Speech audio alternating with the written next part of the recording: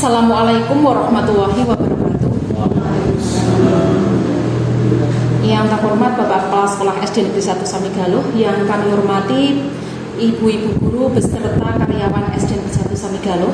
Pada kesempatan hari ini saya akan mendesimasikan modul 1, yaitu tentang 1.4 tentang budaya positif. Nah, sebelumnya mungkin Bapak Ibu sudah sering mendengar apa itu budaya positif, karena mungkin bagi Bapak Ibu sudah tidak asing lagi apa yang namanya budaya positif. Nah, tentunya untuk budaya positif itu nanti akan keterkaitan dengan tingkah laku, perilaku maupun keseharian anak didik kita. Nah, agar kita lebih memfokuskan ya untuk semangat kita hari ini. Nah, kita ice breaking dulu dengan tepuk anti bullying. Tepuk anti bullying: jangan suka menyakiti, jangan suka menghakimi, dan seterusnya. Oke? Siap? Setunggal kalih tiga. Tepuk anti bullying: jangan suka menyakiti, jangan suka menghakimi, jangan suka memukuli, jangan suka caci maki. Bullying no, setia kawan. Yes, matur nuwun. Terima kasih. Untuk materi selanjutnya, budaya positif.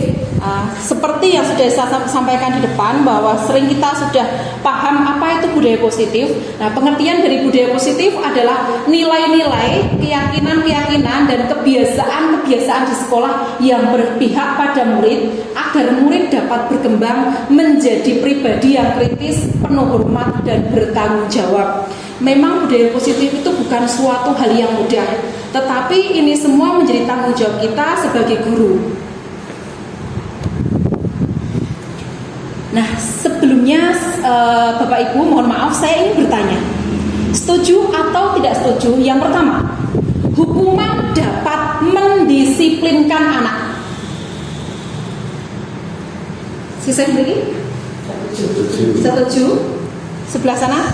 Setuju. Setuju dengan catatan. Oke, baik. Nomor 1, hukuman dapat mendisiplinkan anak. Ada yang setuju, ada yang setuju dengan catatan. Nomor 2, pemberian hukuman dengan hal positif seperti membaca atau membersihkan halaman sekolah dapat meningkatkan disiplin anak. Setuju? Setuju. Nomor 3, selalu memberi penghargaan dapat meningkatkan motivasi belajar anak.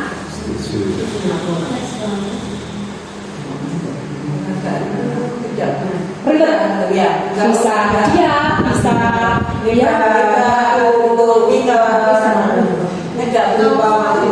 selalu itu kadang-kadang. Setuju? Tidak selalu. Ragu-ragu? Oh, berarti ragu-ragu ini. Lanjut. Nanti di sini kita akan paham. Nomor 1 nanti akan terjawab, nomor 2 akan terjawab, dan nomor 3 akan terjawab setelah materi berikutnya.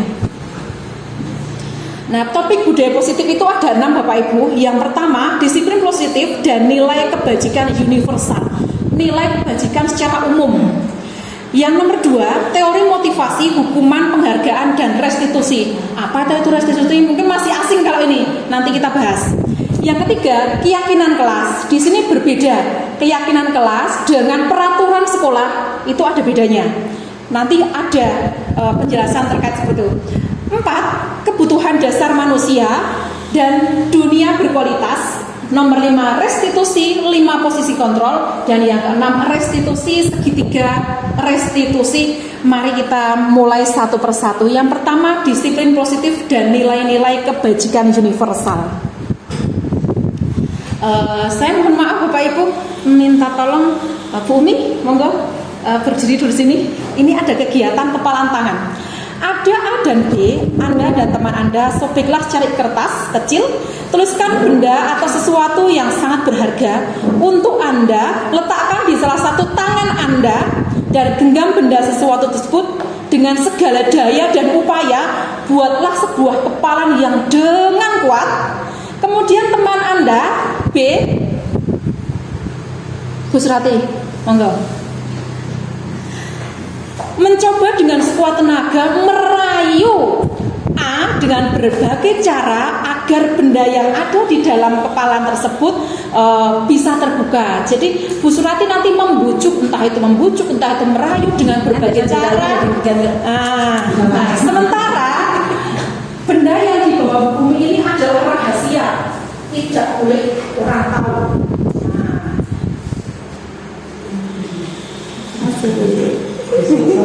Ini dibuka kanan juga. Antem ya. Bisa dibuka kanan. Monggo Bu Surati, silakan Bu Surati. Ini dirayu. Sementara Bu Umi, bagaimana, apakah ini benda yang sangat berharga? Tidak akan diberikan kepada siapapun, karena ini juga merupakan suatu rahasia. Nah, Bu Surati merayu, gimana caranya biar bisa memberikan sesuatu yang silakan dirayu. Ya coba yuk berikan. Nggak boleh, nggak bisa. Ayo Bu, nggak boleh. Teman-teman, saudara, nggak boleh. Ini harus aku jaga, nggak boleh. Supaya Nggak boleh. Nggak boleh. Nanti tak laporan ke kelas apa berarti? Saya nggak takut kan, aku harus jaga ini. Nggak boleh. Berikan dong. Nggak boleh. Kasih nggak boleh. Kasih apa gitu? Berikan, nanti saya harus berbuat apa pada bumi yuk. Uang aku udah punya. Tak kasih tahu service. Nggak mau, itu kan berminyak. Kolesterol, nggak mau. Ayo deh Bu, berikan. Aku mau lihat apa yang di situ. Nggak boleh, ini rahasia. Berikan ngomongin. Nggak boleh, aku uang udah punya. Nggak mau. Aku nggak mau kalau dilaporkan Pak Kepala, nggak takut. Soalnya ini rahasia, nggak boleh. Oke, baik, tepuk tangan. Ya, ada tulisannya. Oh, ternyata rahasia. Beliau punya handphone baru. Nah, apa yang terjadi? Jadi seperti ini. Bu Umi mempunyai keyakinan tersebut sudah mendasar dalam hatinya. Pokoknya keyakinan seperti ini. Nah, ketika suatu keyakinan seseorang, baik guru maupun anak-anak, dia sudah punya keyakinan, dibujuk apapun oleh orang lain, dia tidak akan melepaskan. Nah, itu sebagai contoh budaya positif yang akan kita bahas di sini, Bapak Ibu. Jadi keyakinan itu sangat dibutuhkan. Jadi berbeda dengan peraturan. Lanjut ya. Ilusi guru mengontrol murid. Nah, ini perubahan paradigma teori kontrol. Bahwa 1, ilusi guru mengontrol murid. 2, ilusi bahwa kritik dan membuat orang merasa bersalah akan menguatkan karakter. Jadi ketika kita membuat merasa bersalah kepada anak kita, itu tidak akan menguatkan karakternya. Bisa jadi anak itu akan mengulangi yang kedua kalinya, yang ketiga kalinya. Yang ketiga, penguatan positif, efektif dan bermanfaat itu ilusi bahwa semua penguatan positif akan merupakan sesuatu yang bermanfaat. Jadi kita memberikan penguatan yang positif terlalu banyak itu tidak akan bermanfaat secara maksimal. Yang keempat, bahwa ilusi orang dewasa memiliki hak untuk memaksa. Orang dewasa itu tidak mempunyai hak untuk memaksa. Nah, jadi kembali dalam budaya positif ini yang menjadi dasar adalah keyakinan kita. Kalau kita itu mempunyai keyakinan yang kuat, kita tidak akan melanggar aturan. Seberapapun kuatnya suatu peraturan, tetapi kalau kita tidak punya keyakinan dari diri kita, dari keyakinan intrinsik, maka tetap akan terlanggar. Nah, seperti itu sebagai contoh tadi ini mungkin sudah terjawab di halaman pertama tadi. Seorang anak mau dihukum sampai berapa kali, tetapi kalau dia itu tidak ada keyakinan bahwa yang baik itu dalam sisi seperti ini, dia tetap akan melanggar lagi. Jadi kunci di sini kita sebagai guru harus membuat keyakinan agar anak itu mempunyai motivasi intrinsik dari dalam diri. Mungkin kalau semua orang yang ada di dunia mempunyai motivasi intrinsik untuk kebaikan dari dalam diri, itu tidak akan ada penjara, mungkin Bapak Ibu, mungkin tidak ada korupsi, leres. Nah, siapa sesungguhnya yang memberi kontrol? Anda tidak bisa mengontrol orang lain, hanya Anda yang bisa mengontrol diri sendiri. Makna disiplin, belajar kontrol diri dengan menggali potensi kita agar tercapai tujuan mulia, yaitu sesuatu menjadi seseorang yang kita inginkan berdasarkan nilai-nilai yang kita hargai. Maksudnya, kita harus bisa berlatih, mengajarkan atau melatih anak didik kita untuk mengontrol dirinya. Seorang anak kalau dia tidak punya kontrol diri, ya tentunya pasti akan berbuat tidak baik karena tidak ada kontrol dirinya. Nah, ini tugas kita. Mungkin ini suatu yang berat bagi kita.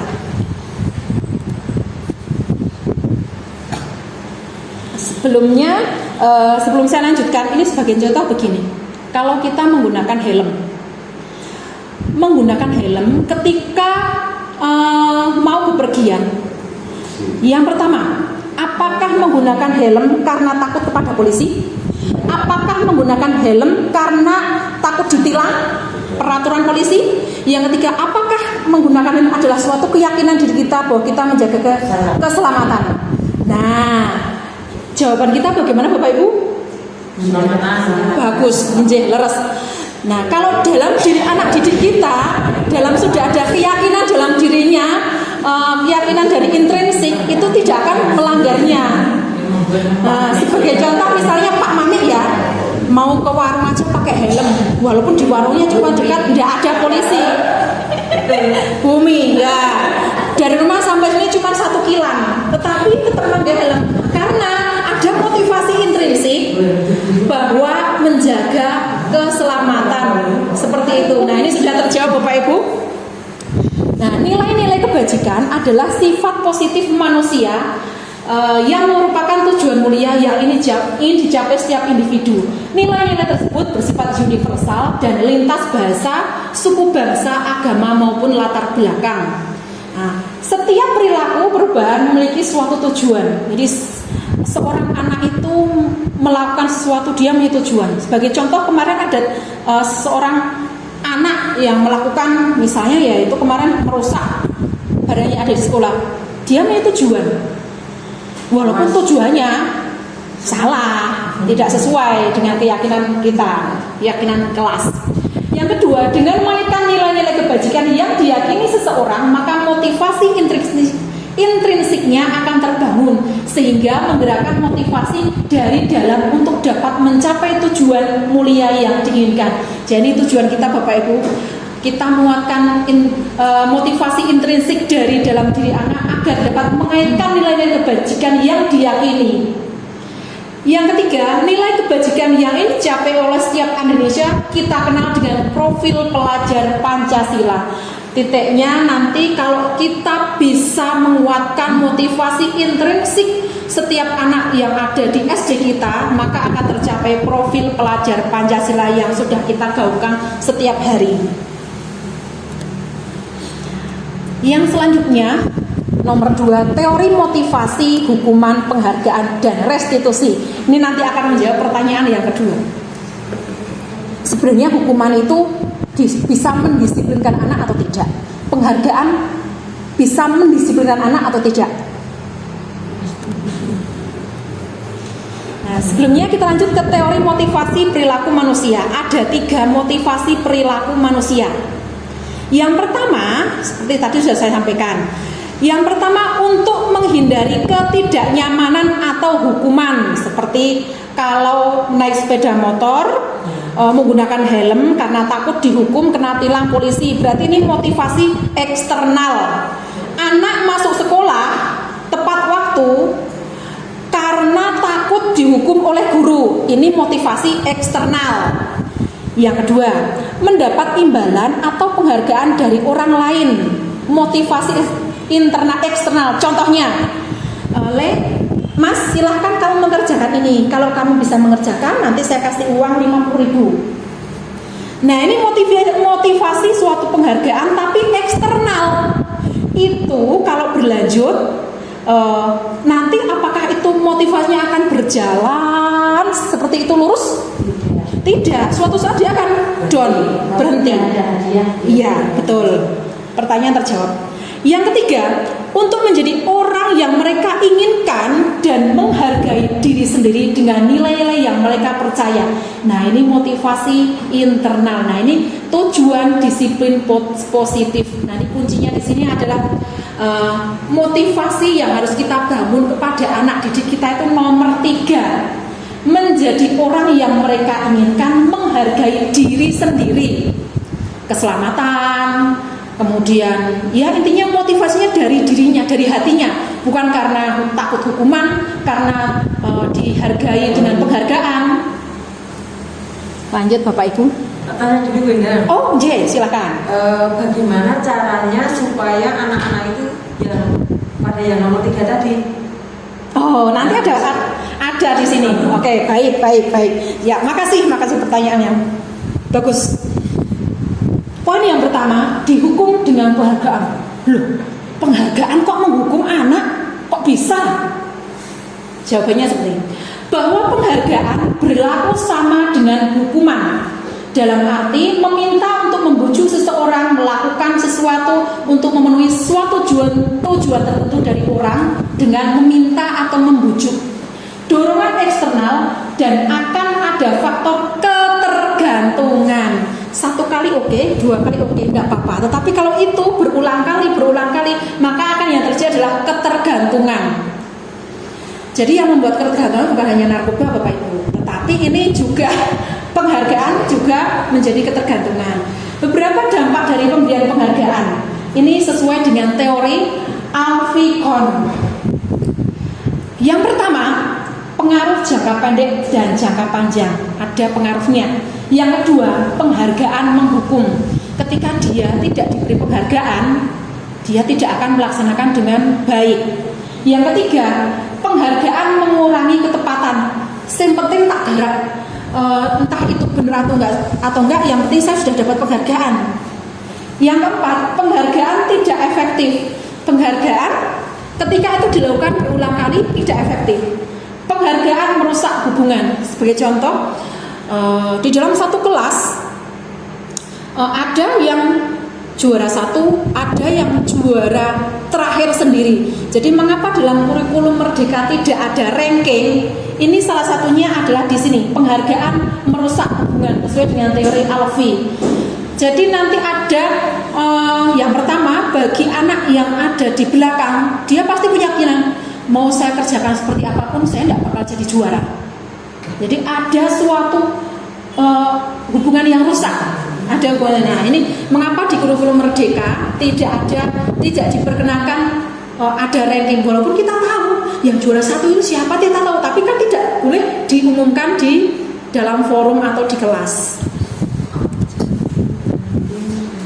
Nah, jadi banding-banding ke. Dihukum penghargaan menurunkan kualitas. Jadi ketika pertama kali dapat penghargaan, dia senang, mengerjakan dengan sepenuhnya, tapi nanti sudah ketiga, keempat dan seterusnya, dia akan menurun kualitasnya. Penghargaan mematikan kreativitas. Penghargaan mengurangi motivasi intrinsik. Yang paling utama adalah ini, mengurangi motivasi intrinsik, karena motivasinya biar dapat hadiah, bukan dari dirinya atau kesadaran dirinya. Nah, sekarang yang kita sarankan di sini adalah bintang kebaikan atau suatu program kebajikan dengan memberi apresiasi. Nah, kalau apresiasi itu semua anak wajib diberikan apresiasi seperti apapun bentuknya, seperti apapun kemampuannya. Dalam pemberian apresiasi, pengakuan perlu diingat beberapa hal. Jadi ranking itu sudah tidak diperkenankan, tapi yang diperkenankan adalah suatu apresiasi. Yang pertama, beri pengakuan secara khusus. 2. Pengakuan secara pribadi, beri pengakuan kepada semua murid atau bergantian. Jadi semua yang ada di kelas itu wajib mendapatkan apresiasi, entah itu ya sesuai dengan kemampuannya. Kalau misalnya yang ABK, ya sesuai kemampuannya seperti itu kita apresiasikan. Kemudian pengakuan secara konsisten. Nah, ini konsisten Bapak Ibu. Fokus pada proses. Jadi yang diutamakan adalah prosesnya. Dalam kurikulum Merdeka yang diutamakan adalah prosesnya. Mari kita analisis. Yang pertama, mencatat 100 kali dalam buku dengan kalimat saya tidak akan terlambat lagi karena terlambat ke sekolah. Nah, kira-kira itu merupakan hukuman atau membuat merasa bersalah atau bagaimana itu? Itu merupakan hukuman atau konsekuensi? Ini hukuman. Yang pertama hukuman. Ya. Oke. Nomor 2. Lari mengelilingi lapangan basket 2 kali karena terlambat hadir di sekolah. Konsekuensi hukuman. Ada konsekuensi hukuman. Hukuman. Murid diminta untuk push up 15 kali karena tidak menggunakan masker ke sekolah. Hukuman. Hukuman. Menggantikan kertas tugas teman yang telah dicoret-coret dengan sengaja. Konsekuensi. Membersihkan tumpahan air di meja tulis karena tersenggol dirinya pada saat belajar. Konsekuensi. Murid disuruh untuk tidak mengenakan sepatu seharian karena tidak mengenakan sepatu hitam. Hukuman. Lari mengelilingi lapangan basket 2 kali karena terlambat 10 menit untuk pelajaran PJOK. Hukuman. Konsekuensi hukuman. Nah, coba kita lihat. Karena terlambat. Oh ya, coba kita lihat. Terot. Yang pertama hukuman. Mengganti kertas tugas teman yang dicoret-coret konsekuensi. Nah, jadi kalau hukuman itu lebih ke fisik, tetapi di sini lari mengelilingi lapangan basket 2 kali karena terlambat 10 menit, tetapi untuk pelajaran PJOK, ya untuk pelajaran PJOK, dan ini adalah merupakan suatu kesepakatan, dan PJOK itu kan memang aktivitas fisik, jadi ini bukan hukuman karena sudah ada konsekuensi atau sudah ada keyakinan kelasnya. Nah ini oke, baik Bapak Ibu, lanjut. Ini perbedaannya Bapak Ibu, hukuman dengan konsekuensi. Kalau hukuman sesuatu yang menyakitkan, kalau konsekuensi sesuatu yang harus terjadi. Misalnya menumpahkan minuman di meja, kemudian harus mengganti buku yang terkena tumpahan tersebut, membersihkannya. Itu karena sesuatu yang terjadi karena yang telah dia lakukan, suatu rasa tanggung jawab. Tetapi kalau hukuman biasanya menyakit. Contoh, terlambat, silahkan bersihkan kamar mandi, kuras WC, nah dan sebagainya. Nah, tapi alhamdulillah kalau di SD S1 Samigalo tidak ada seperti itu. Jadi saya memberikan materi ini sebenarnya di Samigalo 1 sudah oke-oke saja. Lanjut. Nah, tadi hukuman, penghargaan. Nah, sekarang kalau restitusi Bapak Ibu, apa itu restitusi? Restitusi adalah proses menciptakan kondisi bagi murid untuk memperbaiki kesalahan mereka sehingga mereka bisa kembali kepada kelompok mereka dengan karakter yang lebih kuat. Jadi ketika seorang anak dia punya kesalahan, maka yang dilakukan dulu adalah membuat restitusi, menciptakan kondisi bagi murid agar dia bisa memperbaiki kesalahannya dengan motivasi intrinsik, bukan karena ketakutan. Restitusi juga merupakan proses kolaboratif yang mengajarkan murid untuk mencari solusi untuk masalah mereka dan membantu murid berpikir tentang seperti apa yang mereka ingin atau menjadi tujuannya, dan bagaimana mereka harus memperlakukan orang lain. Jadi di sini menurut kita guru itu harus bisa membuat restitusi kepada anak. Anak kita kembalikan ke dalam kelompok mereka dengan karakter yang lebih kuat. Ketika dia mempunyai masalah, dia bisa kembali ke dalam kelompok mereka dengan karakter yang lebih kuat, dan bisa mencari solusi sendiri dengan masalah yang mereka lakukan. Ciri restitusi bukan untuk menebus kesalahan, memperbaiki hubungan, tawaran bukan paksaan. Restitusi menuntut untuk melihat ke dalam diri. Restitusi mencari kebutuhan dasar yang mendasari tindakan. Restitusi diri adalah cara yang paling baik. Restitusi fokus pada karakter. Jadi yang kita bina adalah karakternya, bukan sekedar tindakan. Seperti contoh, kalau anak disuruh lari keliling lapangan atau mungkin push up dan sebagainya, membersihkan kamar mandi, ini kan fokus pada tindakannya. Tidak, kita bukan fokus ke karakternya. Restitusi mengembalikan murid yang berbuat salah pada kelompoknya dengan keadaan yang lebih kuat. Yang ketiga, keyakinan kelas. Mengapa perlu keyakinan kelas dan mengapa tidak cukup dengan peraturan saja, Bapak Ibu? Jadi di sini di kelas-kelas itu harus ada keyakinan kelas, di mana nanti setiap anak itu bisa memunculkan motivasi intrinsiknya, bukan karena takut dengan motivasi eksternal, tapi dari motivasi dirinya sendiri. Mengapa kita memiliki peraturan harus menggunakan helm bila mengendarai kendaraan roda 2? Nah, itu tentunya motivasi intrinsik. Kalau bukan dari intrinsik tidak bisa. Biasanya juga lebih lalai. Yang kedua, mengapa kita memiliki peraturan harus datang tepat waktu pada saat mengikuti pelatihan? Karena motivasi intrinsiknya kita harus mengikuti pelatihan itu untuk mendapatkan ilmu, bukan hanya sekedar untuk melaksanakan tugas dan sebagainya atau perintah. Lanjut. Mengapa perlu keyakinan kelas dan mengapa tidak cukup dengan peraturan kelas saja? Jadi ketika suatu peraturan ada di kelas, kita harus menciptakan keyakinan kelas kepada siswa didik kita, dan keyakinan kelas itu harus disetujui oleh anak didik kita, bukan paksaan dari kita. Nah, ketika keyakinan kelas sudah terjawab, sudah terselesaikan, maka akan tercipta lingkungan yang positif. Ketika lingkungan positif sudah tercapai, maka akan terjadi budaya positif. Ini kalau seperti ini semuanya, ya mungkin penjara itu akan kosong.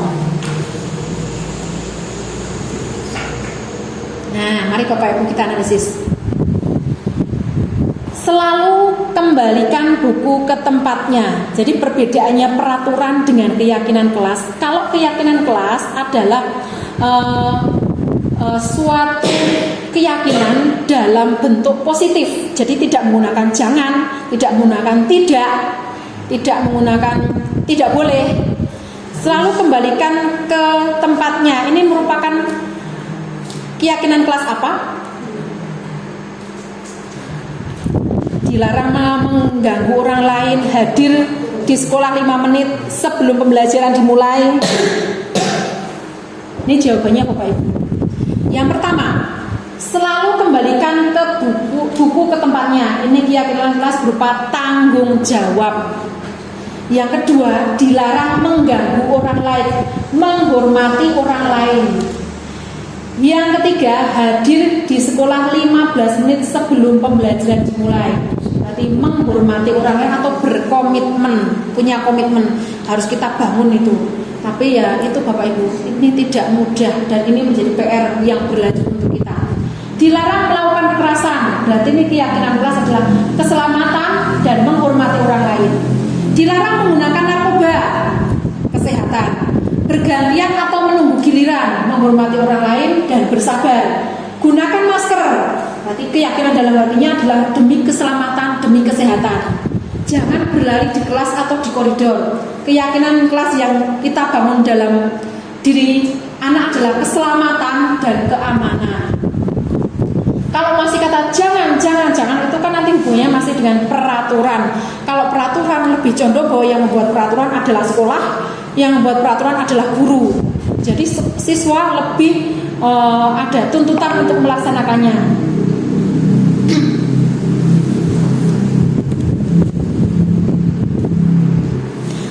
kebutuhan dasar manusia dan dunia berkualitas. Jadi untuk pertanyaan tadi sudah terjawab ya Bapak Ibu. Bagaimana untuk mendisiplinkan anak, yaitu dengan membuat keyakinan kelas. Mungkin besok bisa kita terapkan ke kelas masing-masing. Anak dibuat suatu keyakinan kelas, kemudian anak disuruh mengapresiasikan yang menjadi keyakinan kelas itu yang akan kita inginkan seperti apa, dan dibuat suatu perjanjian, lalu anak-anak disuruh membuat tanda tangan. Jadi setiap anak tanda tangan melakukan tanda tangan semua anak, dan ini menjadi suatu kesepakatan kelas. Kalau dia melanggar berarti ada konsekuensinya. Guru tidak menghukum, tapi itu adalah suatu konsekuensi yang mereka buat sendiri dengan sadar hati. Lanjut, kebutuhan dasar manusia. Kebutuhan dasar manusia, jadi manusia itu memiliki kebutuhan dasar 5. Yang pertama, bertahan hidup. Yang kedua, kesenangan, kebebasan, penguasaan, kasih sayang, dan rasa diterima. Ini semua orang butuh seperti ini, semuanya. Lalu restitusi 5 kontrol guru. Jadi guru itu memiliki 5 posisi kontrol. Apa saja? Yang pertama, penghukum, pembuat rasa bersalah, teman, pemantau, dan manajer. Mungkin Bapak Ibu bisa melihat dari 5 ini. Sudah pernahkah menjadi penghukum? Pernah. Sudahkah pernah membuat atau menjadi pembuat rasa bersalah? Pernah. Menjadi pemantau? Menjadi manajer? Dari 5 posisi kontrol ini kira-kira yang paling baik adalah mana? Pemantau? Teman? Teman? Oke, kita lihat satu persatu. Silahkan nanti Bapak Ibu analisis ya. Yang pertama, saya kecewa sekali dengan kamu. Itu sebagai penghukum atau pembuat rasa bersalah atau teman ataukah pemantau atau manajer? Saya kecewa sekali dengan kamu. Membuat merasa bersalah. Oke, nomor 2. Kamu itu ya tidak pernah benar melakukannya. Salah meneh. Pemantau, penghukum. Nomor 3. Ayolah dek, kerjakan demi ibu. Kamu nggak kasihan sama ibu? Ayolah. Manajer. 4. Apakah kamu mau mendapatkan stiker bintang hari ini? Manajer, penghukum, manajer. Oke. Bagaimana? Nomor 5. Bagaimana kamu bisa menyelesaikan masalah ini? Ayo, dicari solusinya yang baik. Bagaimana? Teman. Nomor 6. Kamu selalu yang paling akhir. Kamu tuh ya selalu yang paling akhir, tak pernah jadi juara.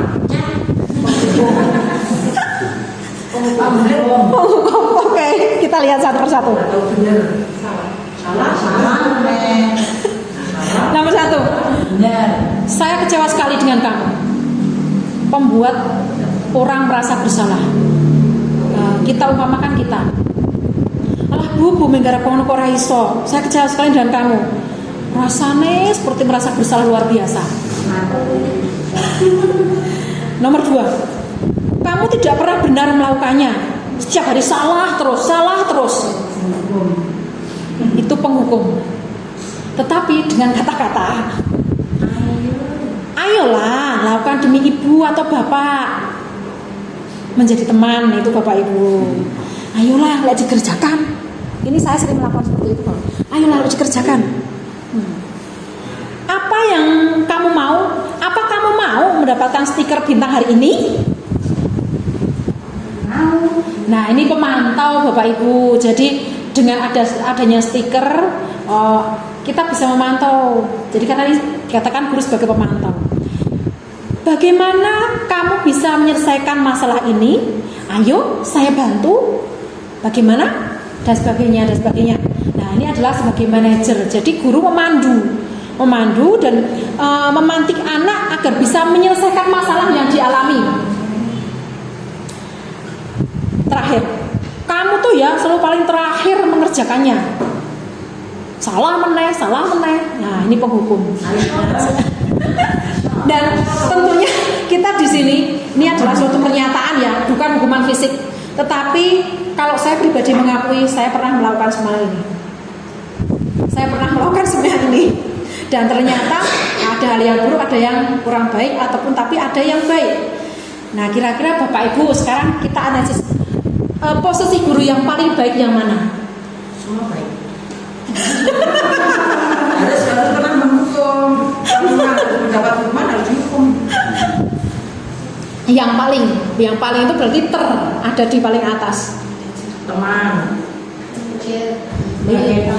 Ya, kita harus bisa menjadi manajer. Jadi diusahakan bahwa seorang anak yang mempunyai kesalahan itu dia bisa menyelesaikan masalahnya sendiri. Karena ada motivasi, yaitu dari intrinsiknya itu. Tapi yaitu, ini bukan hal yang mudah, sulit.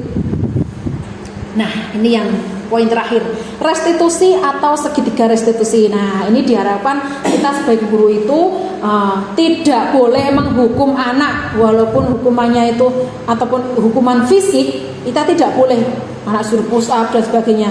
Nah, diharapkan kita sebagai guru harus bisa menerapkan segitiga restitusi. Seperti apa Bapak Ibu segitiga restitusi itu? Segitiga sama kaki. Ini segitiga sama sisi. Yang pertama dulu menstabilkan identitas. Jadi anak yang salah distabilkan identitasnya dulu. Yang kedua, memvalidasi tindakan. Ini kemarin saya sudah menganalisis kemarin ketika Bu Surati memanggil Tiar, itu sudah dilakukan ini. Yang ketiga, menanyakan keyakinan. Kalau kamu berbuat seperti itu, apakah itu suatu perbuatan yang benar? Nah, itu Bu Surati sudah melaksanakan tiga-tiganya ini. Ada satu kasus, ini sebagai contoh. Jihan adalah siswa kelas 3 SD. Pada suatu hari, ia bertengkar dengan temannya bernama Rara. Ia marah karena tidak terima hasil pekerjaannya dicontek oleh Rara. Dalam kondisi marah, Jihan membanting buku Rara ke lantai. Jihan juga merobek-robek buku milik Rara. Apa ini?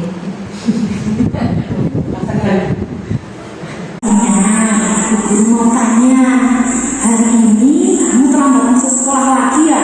Padahal hari ini kamu mendapat jadwal piket kebersihan kelas. Iya Bu, hari ini saya datang sekolah terlambat. Kamu sudah sering tidak berangkat tepat waktu loh. Dalam minggu ini kamu sudah berapa kali tidak masuk tepat waktu? Saya sudah 3 kali datang terlambat Bu.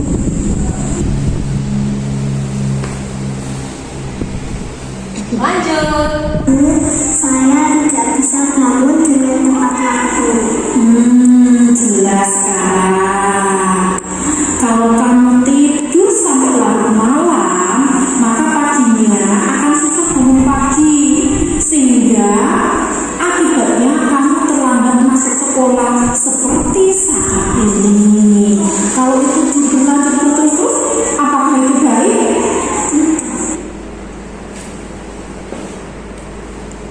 Lanjut. Nah, itu kamu paham. Lalu apa yang akan kamu lakukan setelah kejadian ini?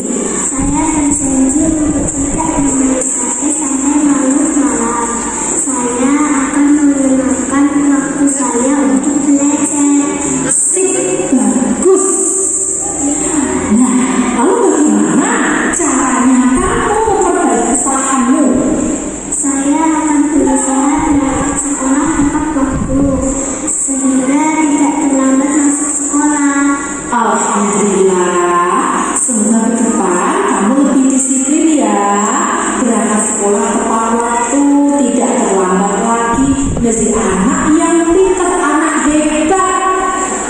Oke? Oke ya, boleh masuk kelas.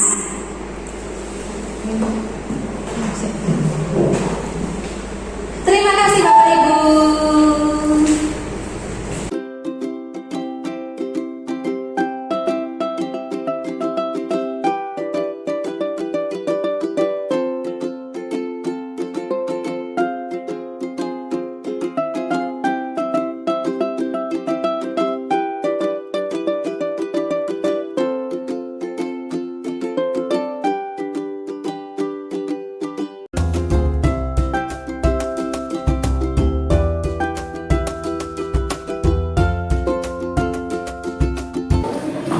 Baik, selamat pagi anak-anak.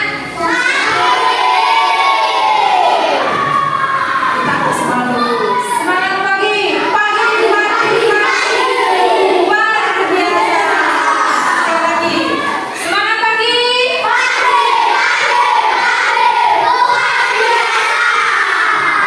Ya, hari ini kita akan membuat suatu cara untuk membuat disiplin positif biar kamu itu atau kalian atau guru atau kita semua warga sekolah lebih disiplin, yaitu dengan membuat keyakinan kelas. Apa? Nah, keyakinan kelas. Ini saya hapus ya.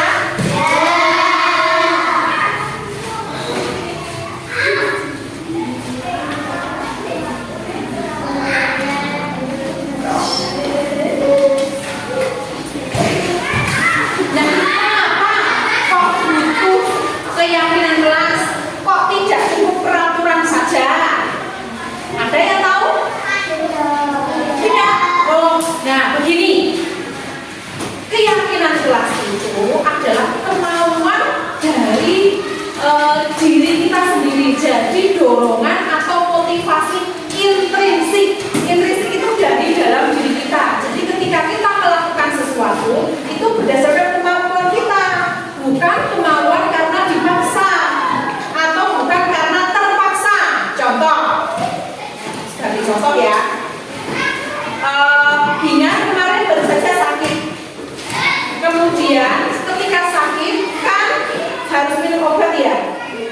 Nah, di dalam minum obat itu kamu berdasarkan keyakinanmu ingin sembuh, apa berdasarkan karena hanya perintah dokter atau karena disuruh orang tua? Ya, nah itu adalah keyakinan ini. Jadi keyakinan dari dirinya sendiri. Saya karena ingin sembuh. Contoh lagi, siapa yang kalau bepergian dengan orang tuanya selalu menggunakan helm? Wah, bagus. Ya. Nah, kamu menggunakan helm tujuannya atau dasarnya apakah karena ada aturan dari polisi harus menggunakan helm? Apakah takut kalau ditilang polisi, takut kepada Pak Polisi, ataukah memakai helm itu berdasarkan motivasi atau kemauan demi keselamatan? Demi keselamatan. Ya. Berarti itu yang dimaksud motivasi intrinsik, motivasi dari dirinya, jadi tidak terpaksa. Nah, kita akan membuat keyakinan itu untuk kelas kita. Jadi ketika kamu melaksanakannya itu berdasarkan keyakinanmu, tidak karena dipaksa dan bukan karena suatu peraturan yang harus dilaksanakan, bukan karena perintah guru juga. Nah, contoh begini, tidak boleh datang terlambat, gitu. Nah, tetapi peraturannya kan tidak boleh datang terlambat. Nah, tetapi kalau keyakinan kelas itu memang seperti itu, tetapi menggunakan kalimat yang positif. Positif itu tidak menggunakan kata tidak menggunakan kata bukan. Kalau tidak datang terlambat berarti harus bagaimana? Nah, bagus.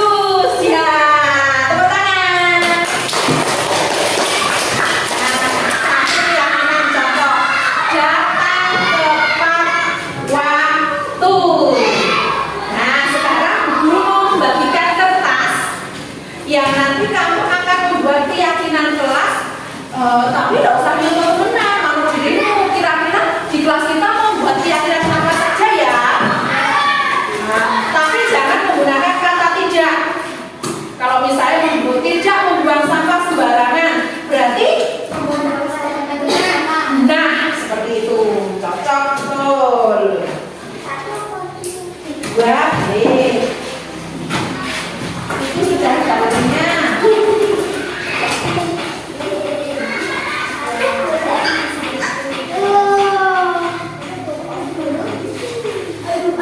Alia.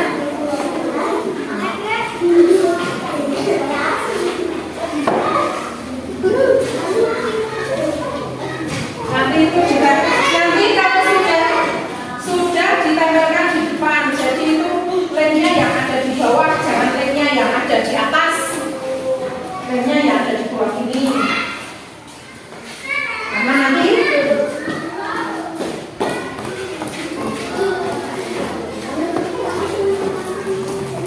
nanti kalau sudah pada tulis lemnya yang ada di bawah ya.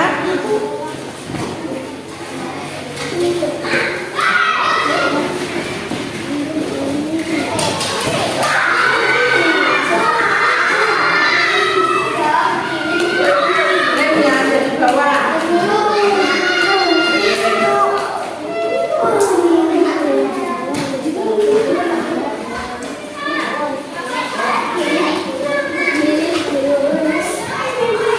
Ya, silakan tulis, boleh satu, boleh dua.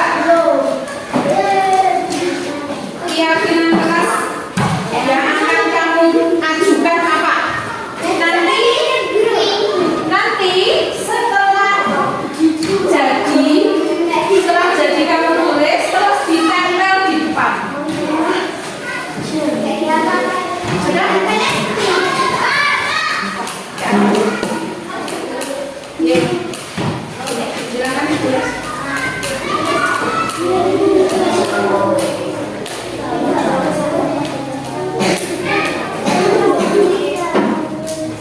Nah itu kan ada peraturan kelas. Ya kamu buat keyakinan kelas bagaimana? Bisa kamu pilih. Kalau misalnya berbohong, berarti keyakinanmu, keyakinan kelas kita, jujur.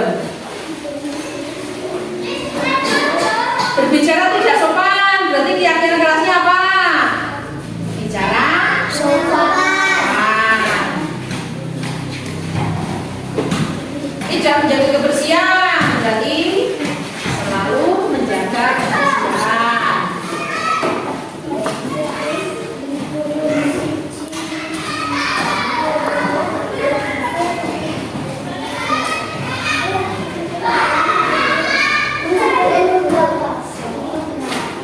Tapi bisa dijaga.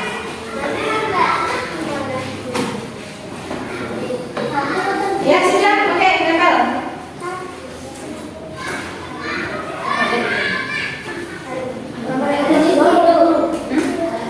Boleh dua. Ya, sini.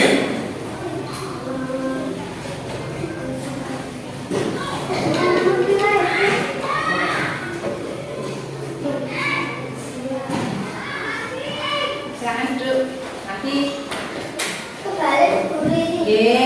dibalik.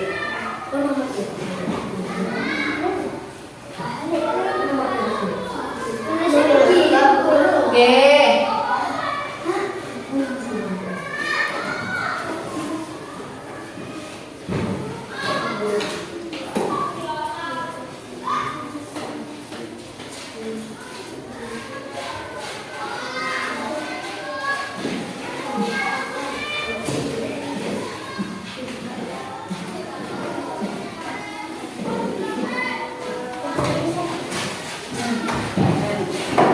Yuk, ya sudah, langsung tempel.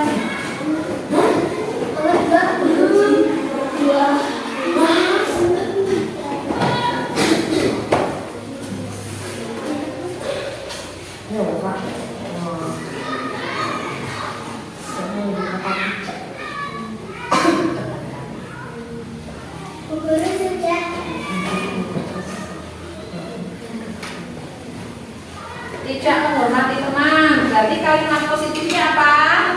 Menghormati teman.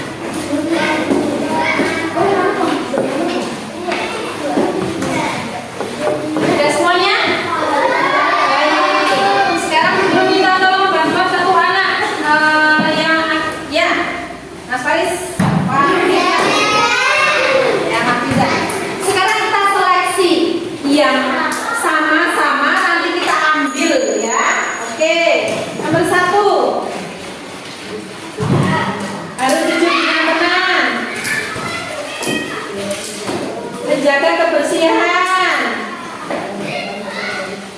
Ya. Iya. Oke.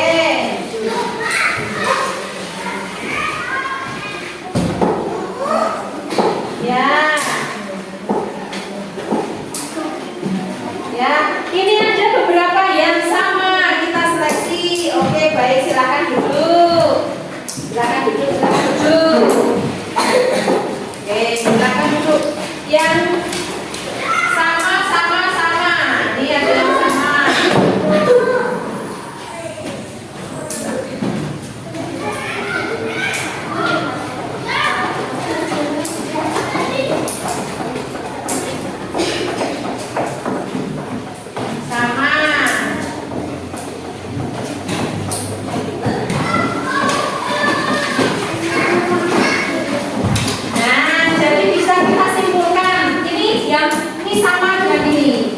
Jadi kita simpulkan keyakinan kelas kita yang pertama.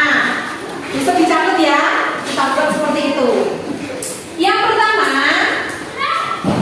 harus berbicara jujur. Yang pertama. Yang kedua, selalu menjaga kebersihan. Yang ketiga, mengerjakan tugas dari guru. 4, datang tepat waktu. 5, berbicara dengan sopan, menghormati dan toleransi sesama teman, membuang sampah pada temannya, membuang sampah pada temannya, melaksanakan piket dengan tertib. Ya, sama. Tepuk tangan. Jadi, tetapi jangan lupa, ini adalah keyakinan kelasmu. Jadi ini harus tertanam